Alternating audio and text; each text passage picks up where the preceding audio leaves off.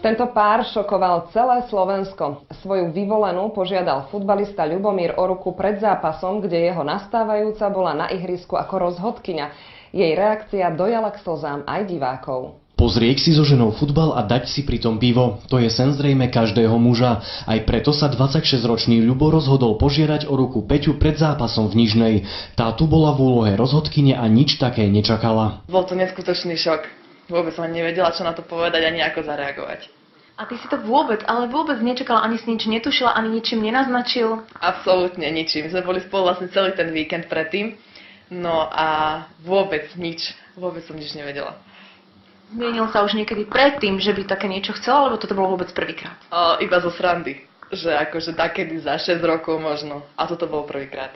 Rozhodnutie mladého futbalistu bolo spontánne. Hoci si zásnubnú reč pripravoval, v daný moment toho veľa zo seba nedostal. Keď som si tam šklekol, tak jediné, čo zo mňa vyšlo, bolo, že ju milujem, a potom som čakal minútu a zabudol som, že mi nič neodpovedala.